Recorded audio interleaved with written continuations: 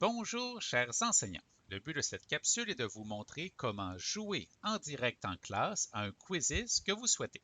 Alors, vous ouvrez le quizzes désiré, puis vous allez cliquer sur le premier bouton mauve qui s'appelle Play Live, comme vu sur mon ordinateur, ou Jeu en direct. Alors, vous aurez différentes options. Alors, par défaut, vous voyez le mode classique. Donc, le mode classique permet à chaque élève qui a une tablette, un téléphone ou un ordinateur de se connecter au quiz et tout le monde joue ensemble, chacun pour soi. Vous avez l'option en équipe. Alors, chaque élève qui aura aussi son appareil pourra se connecter, mais l'enseignant pourra, sur son ordinateur, les placer par équipe et ils cumuleront des points ensemble. Et il y a l'option plus sérieuse qui s'appelle Tester, qui va enlever certains paramètres plus amusants dans une optique probablement d'évaluation. Alors, probablement que ce sera un mode classique ou d'équipe que vous choisirez. Vous avez d'autres paramètres que vous pouvez choisir. Alors, pour partager le lien, vous pourriez l'attribuer à une classe si vous êtes connecté à Google Classroom. Alors, c'est mon cas, donc j'aurais pu cocher ici, donner un titre au quizzes qui s'affichera dans Google Classroom dans la section Travaux. Ceci peut faciliter, dans le fond, l'ouverture du quizzes. Sinon, vous avez d'autres paramètres que vous pouvez choisir. Alors, vous pouvez décider combien de tentatives seront permises pour chacun des élèves. Les noms usines, dans le fond, sont des noms qui sont générés par Quizzes.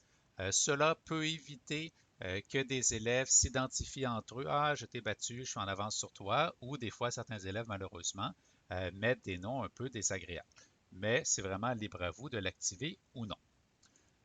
Les deux prochaines options sont très intéressantes. Donc, il s'agit d'afficher les réponses dans le jeu, donc au fur et à mesure, et d'afficher le résumé des réponses à la fin de la partie.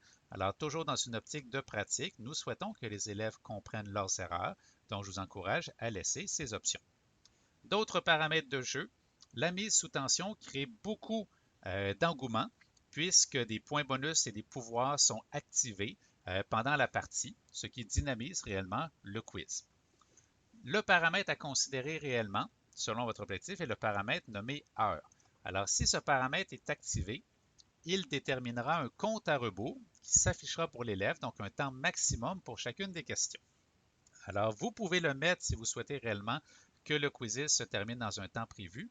Cependant, ce temps parfois crée une pression ou un stress chez certains élèves, surtout ceux en difficulté. Alors, si vous avez le temps, vous le faites en pratique, je vous encourage à enlever ce paramètre. Les derniers paramètres sont très intéressants. Donc, montrer le classement au fur et à mesure peut créer justement un engouement ou un désir de monter au classement. Shuffle questions veut dire de mélanger l'ordre des questions. Donc, chaque élève n'ira pas nécessairement dans le même ordre. Mélanger les options de réponse.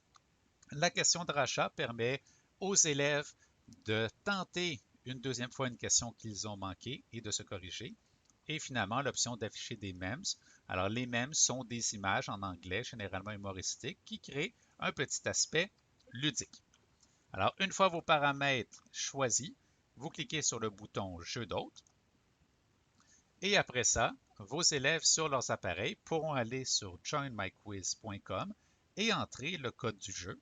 Sinon, vous pouvez utiliser l'application Quizzes pour les tablettes ou les téléphones. Alors, au fur et à mesure, vous verrez les noms des élèves qui se connectent. Si jamais un élève, pour X raison, se connecte en double, vous aurez l'option de supprimer un nom. Ou si jamais, par exemple, un nom ne vous plaît pas, vous pourrez le retirer. Quand tout le monde est connecté, vous cliquez sur Début ou si jamais il arrive un pépin, vous pouvez arrêter la partie.